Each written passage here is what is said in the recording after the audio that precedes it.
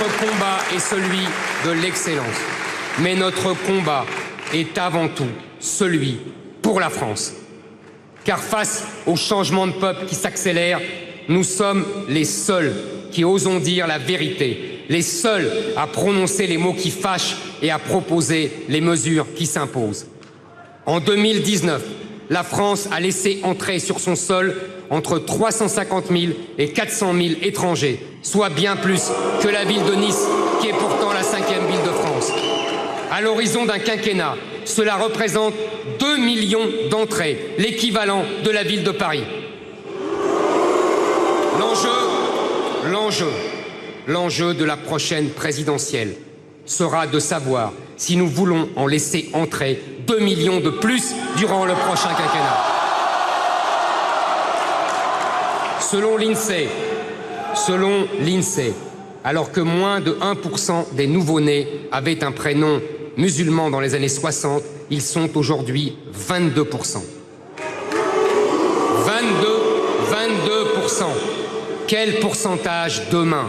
Imaginez l'ampleur du changement culturel, démographique et humain inédit que nous traversons. Hier, le système médiatique le niait. Aujourd'hui, il le célèbre. Demain, il nous dira que nous n'avions pas le choix. Ils mentent. Nous avons le choix. Nous avons le pouvoir de choisir le destin civilisationnel de notre pays.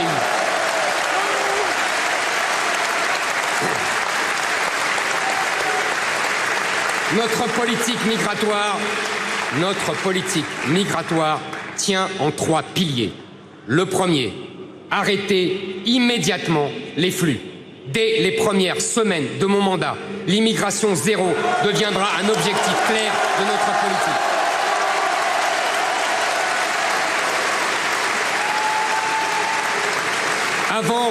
Avant l'été prochain, je veux limiter le droit d'asile à une poignée d'individus chaque année pour redonner son sens à ce droit dévoyé.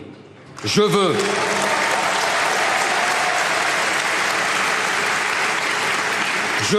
exiger que les demandes d'asile soient formulées dans nos consulats pour éviter l'installation des déboutés qui ne repartent jamais. Je veux supprimer le droit au regroupement familial et réduire drastiquement l'immigration familiale.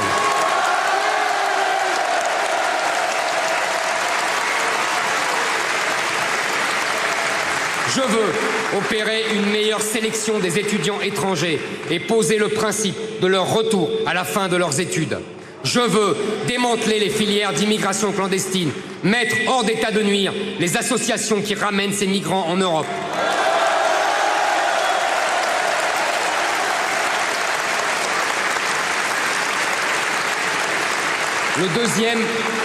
Le deuxième pilier de ma politique migratoire est simple.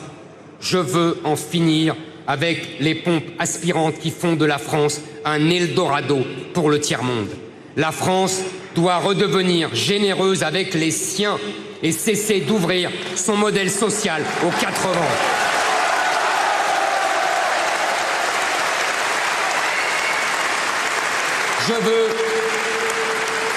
Je veux supprimer les aides sociales pour les étrangers extra-européens, supprimer l'aide médicale d'État.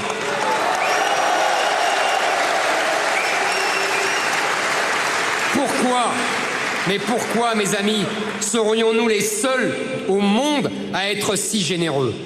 Je veux supprimer le droit du sol.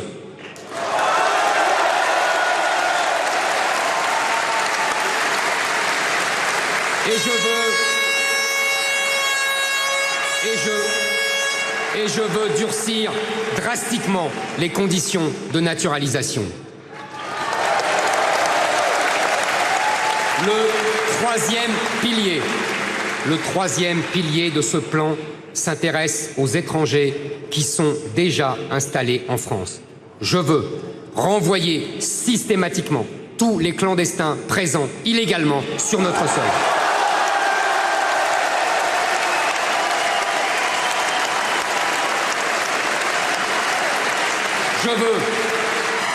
Je veux expulser immédiatement les délinquants étrangers qui n'encombreront plus les prisons françaises.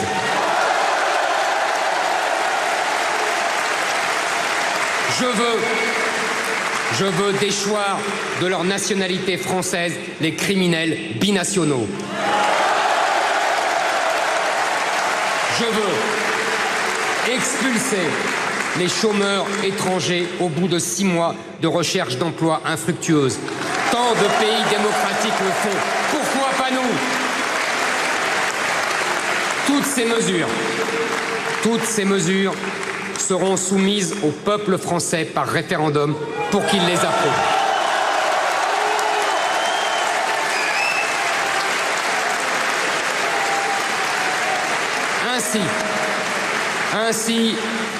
Ainsi sacralisées par le suffrage universel, elles s'imposeront à tous, y compris au Conseil constitutionnel, aux juges européens et aux technocrates de Bruxelles.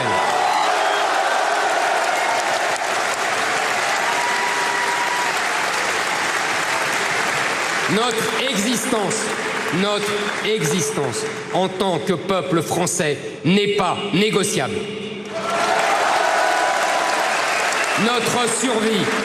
Notre survie en tant que nation française n'est pas soumise au bon vouloir des traités ou des juges européens. Reprenons notre destin en main. Je veux maintenant parler à ceux qui sont français. Oui, je fais une distinction entre qui est français et qui ne l'est pas. Non, je ne renverrai pas certains Français. Oui, je tends la main aux musulmans qui veulent devenir nos frères. Beaucoup le sont déjà.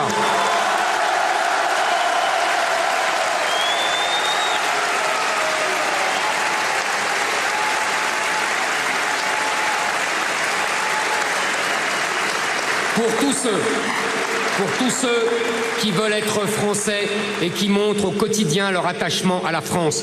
Pour tous ceux qui ne sont pas venus en France pour la générosité de son modèle social, par habitude ou par dépit. Pour tous ceux dont, comme moi, les ancêtres viennent d'ailleurs, mais qui veulent que le futur de leurs enfants s'écrive ici. À tout cela, je propose l'assimilation.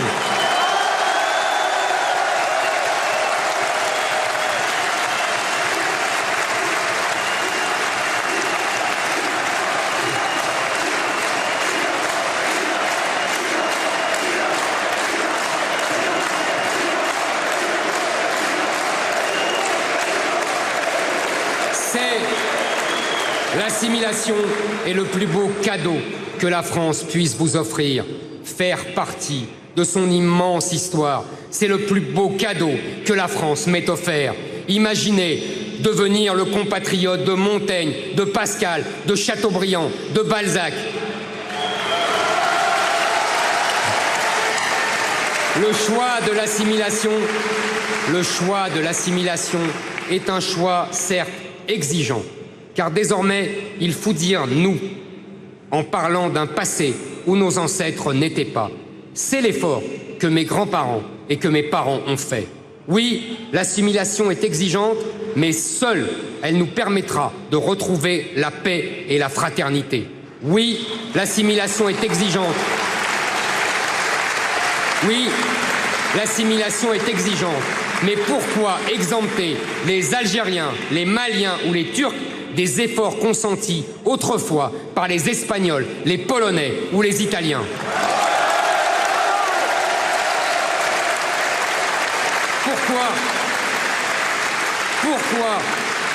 Pourquoi donc les musulmans seraient-ils incapables de faire ce travail de séparation du spirituel et du temporel qu'ont fait avant eux les juifs et les chrétiens?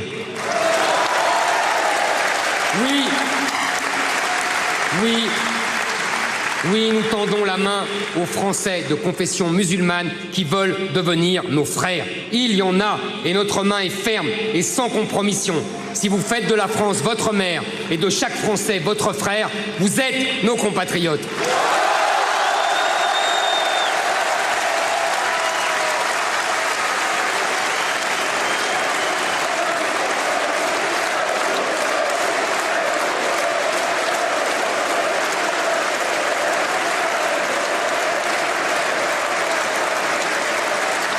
Oui, dans notre reconquête, nous mettons la barre très haut et nous sommes exigeants, car la France n'est pas un menu à la carte. La France nécessite une adhésion totale. Et pour ceux qui refusent, et pour tous les binationaux et les étrangers qui violent nos lois, notre porte est grande ouverte.